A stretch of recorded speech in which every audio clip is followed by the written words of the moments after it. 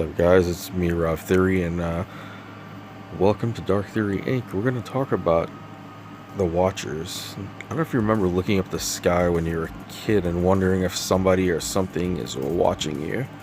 Well, they happen to be something in the Bible, in the book of Enoch, called the Watchers, and they were supposedly these angels that were able to do many things. For one, they were extremely powerful, and they were able to rule over the human race. They actually wanted to rule over the human race because they fell in love with the women, and they wanted to procreate and have babies. So they ended up doing that, and there was a dispute between them coming here to Earth and interfering with the people, kind of like on Star Trek. You know how they have those rules that you're not supposed to interfere with the inhabitants of the planet because they're still primitive. So it's maybe something similar to that. But as we look further into this, you can see it was all around the world that this happened. In almost every culture, you can hear a story that they talk about these things. To make you wonder, what kind of evolved species were there or are there right now? We don't know if they're reptilian species. We hear a lot about that from David Icke and quite a few other people that deal with extraterrestrial. One of those people is Zacharias Sitchin, who was able to, I guess, interpret the data that he had from the Sumerian text. I think they were in cuneiform or something like that, and he was able to actually translate it. And the story that he gets is amazing. One of the most well-known speakers, Eric von Däniken, and he wrote a great book called Chariots of the Gods. I remember seeing it when I was younger and just falling in love. It almost feels like we're being watched all the time if you do sit and think about it. So many different things you can speculate, especially now.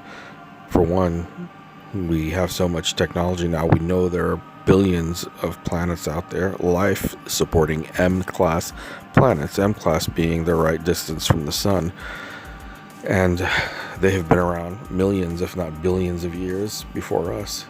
So who are they? Could they have been a reptilian race that developed over millennia? Who knows who's watching? You know, there has been an interesting development though. Dr. James Sylvester Gates, who is an amazing physicist himself, and he discovered that there was codes written into the fabric of existence in reality, and he used adinkaras, which are African geometric patterns, and they kind of signify supersymmetry in physics and the idea of physics. And the more that we think about that, that's really, really odd. So if there are watchers and they have a higher technology than we do, we must be just scraping the surface of that depth of knowledge, and I'm really curious to find out, especially now with quantum computers. We have access to that now, so it'll be interesting to see what happens in the next 10 years, 5 years.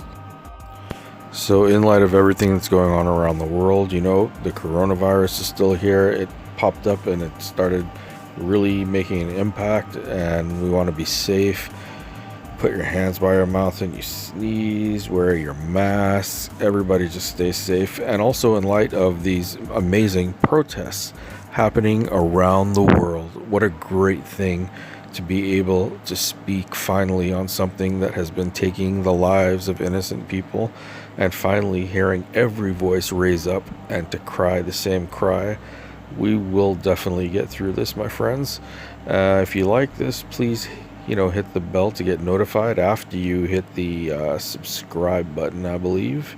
And if you like it, you can hit the like button and try to meditate if you can. Yep, that's me. That's when I do my meditation, guys.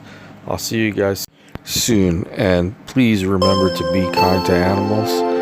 See you guys soon.